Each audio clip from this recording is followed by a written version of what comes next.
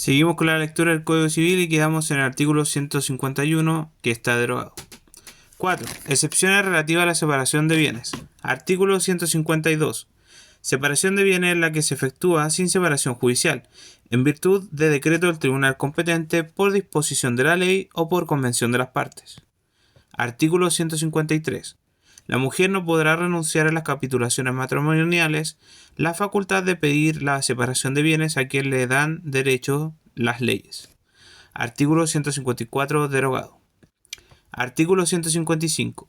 El juez decretará la separación de bienes en el caso de insolvencia o administración fraudulenta del marido. También la decretará si el marido, por su culpa, no cumple con las obligaciones que imponen los artículos 131 y 134, o incurre en alguna causal de separación judicial, según los términos de la ley del matrimonio civil. En caso de ausencia injustificada del marido por más de un año, la mujer podrá pedir la separación de bienes. Lo mismo ocurrirá sin mediar ausencia. Existe separación de hecho de los cónyuges. Si los negocios del marido se hallan en mal estado por consecuencia de especulaciones aventuradas o de una administración errónea o descuidada, o hay riesgo inminente de ello, podrá oponerse a la separación prestando fianza o hipotecas que aseguren suficientemente los intereses de la mujer. Artículo 156. Demandada la separación de bienes, podrá el juez, a petición de la mujer, tomar las providencias que estime conducentes a la seguridad de los intereses de ésta, mientras dure el juicio. En el caso del inciso tercero del artículo anterior, podrá el juez, en cualquier tiempo, a petición de la mujer, procediendo con conocimiento de causa, tomar iguales providencias antes de que se demande la separación de bienes, exigiendo caución de resultas a la mujer si lo estimare conveniente. Artículo 157. En el juicio de separación de bienes, por el mal estado de los negocios del marido, la confesión de éste no hace prueba. Artículo 158. Lo que en los artículos anteriores de este párrafo se dice del marido o de la mujer se aplica indistintamente a los cónyuges en el régimen de participación en los gananciales. Una vez decretada la separación, se procederá a la división de los gananciales y al pago de las recompensas o al cálculo del crédito de participación en los gananciales, según cual fuere el régimen al que se pone término. Artículo 159. Los cónyuges separados de bienes administran con plena independencia uno del otro los bienes que tenían antes del matrimonio y los que adquieren durante este, a cualquier título. Si los cónyuges se separaran de bienes durante el matrimonio, la administración separada comprende los bienes obtenidos como producto de la liquidación de la sociedad conyugal o del régimen de participación en los gananciales que hubiera existido entre ellos. Lo anterior es sin perjuicio de lo expuesto en el párrafo 2 del título sexto del libro primero de este código. Artículo 160. En el estado de separación, ambos cónyuges deben proveer a la necesidad de la familia común a proporción de sus facultades. El juez, en caso necesario, reglará la contribución. Artículo 161. Los acreedores de la mujer separada de bienes por actos o contratos que legítimamente han podido celebrar por ella, tendrán acción sobre los bienes de la mujer. El marido no será responsable con sus bienes sino cuanto hubiere accedido con fiador o de otro modo a las obligaciones contraídas por la mujer. Será asimismo responsable a prorrata del beneficio que hubiera reportado a las obligaciones contraídas por la mujer, comprendiendo este beneficio el de la familia común, en la parte en que de derecho haya él debido proveer a las necesidades de ésta. Rigen iguales disposiciones para la mujer separada de bienes respecto a las obligaciones que contraiga el marido. Artículo 162.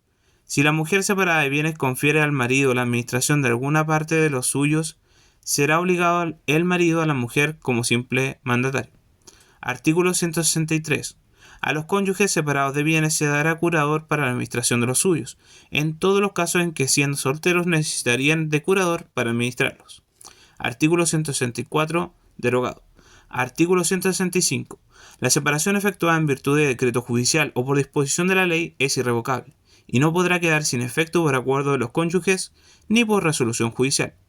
Tratándose de separación convencional y además en el caso del artículo 40 de la Ley de Matrimonio Civil, los cónyuges podrán pactar por una sola vez el régimen de participación en los gananciales, en conformidad a lo dispuesto en el artículo 1723. Artículo 166. Si a la mujer casada se hiciera una donación o se dejara una herencia o legado, con la condición precisa de que las cosas donadas, heredadas o legadas no tenga la administración el marido, y si dicha donación, herencia o legado fuera aceptada por la mujer, se observarán las reglas siguientes. Primero, Con respecto a las cosas donadas, heredadas o legadas, se aplicarán las disposiciones del artículo 159, 160, 161, 162 y 163, pero disuelta la sociedad conyugal, las obligaciones contraídas por la mujer en su administración separada podrán perseguirse sobre todos sus bienes. Segundo, los acreedores del marido no tendrán acción sobre los bienes que la mujer administre en virtud de este artículo, a menos que probaren que el contrato celebrado por él se dio en utilidad de la mujer o de la familia común. Tercero, pertenecerán a la mujer los frutos de las cosas que administra y todo lo que con ellos se adquiera, pero disuelta la sociedad conyugal, se aplicarán a dichos frutos y adquisiciones las reglas del artículo 150. Artículo 167. Si en las capitulaciones matrimoniales se hubiera estipulado que la mujer administre separadamente alguna parte de sus bienes, se aplicarán a esta separación parcial las reglas del artículo precedente. Excepciones relativas a la separación judicial. Artículo 168, derogado. Artículo 169, derogado. Artículo 170, derogado. Artículo 171, derogado. Artículo 172. El cónyuge inocente podrá revocar las donaciones que hubiera hecho el culpable, siempre que éste haya dado causa al divorcio o a la separación judicial por adulterio, sevicia atroz, atentado contra la vida del otro cónyuge u otro crimen de igual gravedad. Artículo 163. Los cónyuges separados judicialmente administran sus bienes con plena independencia uno del otro, en los términos del artículo 159. Lo anterior se entiende sin perjuicio de lo expuesto en el párrafo 2 del título 6 del libro primero de este código. Artículo 174. El cónyuge que no haya dado causa a la separación judicial tendrá derecho a que el otro cónyuge lo provea de alimentos según las reglas generales. Artículo 175. El cónyuge que haya dado causa a la separación judicial por su culpa tendrá derecho para que el otro cónyuge lo provea de lo que necesite para su modesta sustentación, pero en este caso el juez reglará la contribución teniendo en especial consideración la conducta que haya observado el alimentario antes del juicio respectivo, durante su desarrollo o con posterioridad a él. Artículo 176, derogado. Artículo 177. Si la culpabilidad del cónyuge contra quien se ha obtenido la separación judicial fuera atenuada por circunstancias graves en la conducta del cónyuge que la solicitó, podrá el juez moderar el rigor de las disposiciones precedentes. Artículo 178. A la separación judicial se le aplicará lo dispuesto en artículos 160 y 165. Título séptimo. De la filiación. Reglas generales. Artículo 179. La filiación por naturaleza puede ser matrimonial o no matrimonial. La adopción, los derechos entre adoptante y adoptado y la filiación que pueda establecerse entre ellos se rigen por la ley respectiva. Artículo 180. La filiación es matrimonial cuando existe matrimonio entre los progenitores al tiempo de la concepción o del nacimiento del hijo. Es también filiación matrimonial la del hijo cuyos progenitores contraen matrimonio con posterioridad a su nacimiento, siempre que la filiación haya estado previamente determinada por los medios que este código establece respecto de quienes contraen matrimonio, o bien se determine por reconocimiento realizado por ambos progenitores en el acto de matrimonio o durante su vigencia, en la forma prescrita por el artículo 187. Esta filiación matrimonial aprovechará en su caso a la posteridad del hijo fallecido. En los demás casos la filiación no es matrimonial. Artículo 181. La filiación produce efectos civiles cuando queda legalmente determinada, pero estos se retrotraen a la época de la concepción del hijo.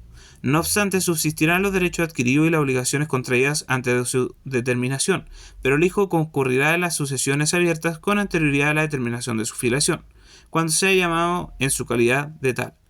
Todo lo anterior se entiende sin perjuicio de la prescripción de los derechos y de las acciones que tendrá lugar conforme a las reglas generales. La acreditación de la filiación determinada se realizará conforme a las normas establecidas en el título 17. Artículo 182.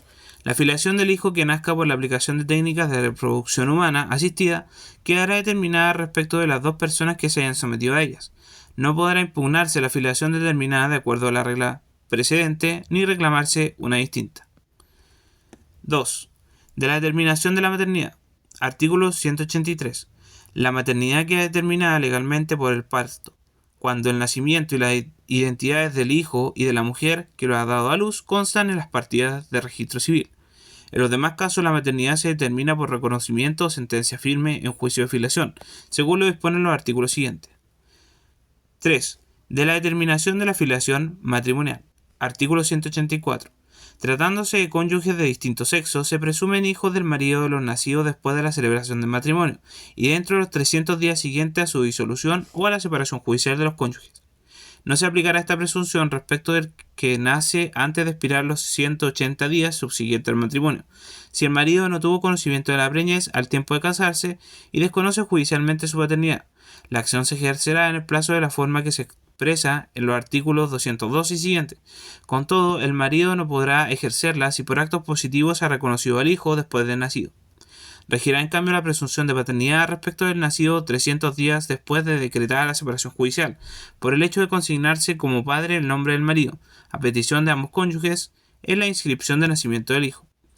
Si la mujer contrae sucesivamente 2 matrimonios y da a luz a un niño después de celebrado el segundo, se presumirá hijo del actual marido, cualquiera que sea el plazo que haya transcurrido desde la disolución del primer matrimonio, sin perjuicio del derecho del actual marido para desconocer esa paternidad si se dan los supuestos previstos en el inciso segundo. Desconocida así la paternidad, se presumirá padre al marido del antecedente matrimonio, siempre que el niño haya nacido dentro de los 300 días siguientes a su disolución. La paternidad, si determinada o desconocida, podrá ser impugnada o reclamada, respectivamente, de acuerdo con las reglas establecidas en el título 8. Artículo 185. La filiación matrimonial queda determinada por el nacimiento del hijo durante el matrimonio de sus progenitores, con tal que la maternidad o paternidad de ambos estén establecidas legalmente en conformidad con los artículos 183 y 184 respectivamente. Tratándose del hijo nacido antes de casarse sus progenitores, la filiación matrimonial queda determinada por la celebración de ese matrimonio, siempre que la maternidad o la paternidad de ambos estén ya determinados con arreglo al artículo 186 o, en caso contrario, por el último reconocimiento conforme a lo establecido en el párrafo siguiente. La filiación matrimonial podrá también determinarse por sentencia dictada en juicio de filiación, que se subinscribirá al margen de la inscripción del nacimiento del hijo. 4. De la determinación de la filiación no matrimonial. Artículo 186. La filiación no matrimonial queda determinada legalmente por el reconocimiento de uno de los progenitores o de ambos o por sentencia firme en juicio de filiación. Artículo 187. El reconocimiento del hijo tendrá lugar mediante una declaración formulada con ese determinado objeto por alguno de sus progenitores o ambos, según los casos. Primero, ante el oficial de registro civil al momento de inscribirse el nacimiento del hijo o en el acto del matrimonio de los progenitores. Segundo, en acta extendida en cualquier tiempo ante cualquier oficial de registro civil. Tercero, en escritura pública. O cuarto, en acto testamentario. Si es uno solo de los progenitores el que reconoce, no será obligado a expresar la persona en quien o quien tuvo al hijo. El conocimiento que consta en la inscripción de nacimiento del hijo será subinscrito a su margen. Artículo 188. El hecho de consignarse el nombre de alguno de los progenitores a petición de cualquiera de ellos, al momento de practicarse la inscripción de nacimiento, es suficiente reconocimiento de filiación. Artículo 189. No surtirá efectos el reconocimiento de un hijo que tenga legalmente determinada una filiación distinta, sin perjuicio del derecho a ejercer las acciones a que se refiere el artículo 208. El reconocimiento es irrevocable, aunque se contenga en un testamento revocado por otro acto testamentario posterior y no susceptible de modalidades. El reconocimiento no perjudicará los derechos de terceros de buena fe que hayan sido adquiridos con anterioridad a la subinscripción de este al margen de la inscripción del nacimiento del hijo. Artículo 190. El reconocimiento por acto entre vivos señalado en el artículo 187 podrá realizarse por medio de mandatario constituido por escritura pública y especialmente facultado con este objeto. Artículo 191. El hijo que al tiempo del reconocimiento fuere mayor de edad podrá repudiarlo dentro del término de un año, contado desde que lo conoció. Si fuere menor, nadie podrá repudiarlo sino él, y dentro de un año contar desde que, llegado a la mayor de edad, supo del reconocimiento. El curador del mayor de edad que se encuentre en interdicción por demencia o sordumez necesitará autorización judicial para poder repudiar. El disipador bajo interdicción no necesitará autorización de su representante legal ni de la justicia para repudiar. El repudio deberá hacerse por escritura pública dentro del plazo señalado en el presente artículo. Esta escritura deberá subinscribirse al margen de la inscripción de nacimiento del hijo. La repudiación privará retroactivamente el reconocimiento de todos los efectos que beneficien exclusivamente al hijo o sus descendientes, pero no alterará los derechos que ya adquiridos por los padres o terceros, ni afectará a los actos o contratos válidamente ejecutados o celebrados con anterioridad a la subinscripción correspondiente. Toda repudiación es irrevocable. Artículo 192. No podrá repudiar el hijo que, durante su mayor edad, hubiera aceptado el reconocimiento en forma expresa o tácita. La aceptación se expresa cuando se toma el título de hijo o en instrumento público o privado. La aceptación es expresa cuando se toma el título de hijo en instrumento público o privado o en acto de tramitación judicial.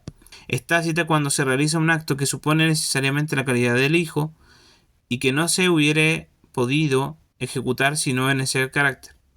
Artículo 193. Si ha muerto el hijo que se reconoce o si el reconocido menor falleciere antes de llegar a la mayor de edad, sus herederos podrán efectuar la repudiación dentro de un año siguiente al reconocimiento, en el primer caso, o de la muerte en el segundo, sujetándose a las disposiciones de los artículos anteriores. Si el reconocido mayor de edad falleciere antes de expirar el término que tiene para repudiar, sus herederos podrán efectuar la repudiación durante el tiempo que aquel hubiese faltado para completar dicho plazo. Artículo 194. La repudiación de cualquiera de los reconocimientos que dan lugar a la filiación matrimonial de los nacidos antes del matrimonio de los padres, que fuere otorgada en conformidad con las normas anteriores, impedirá que se determine legalmente dicha filiación.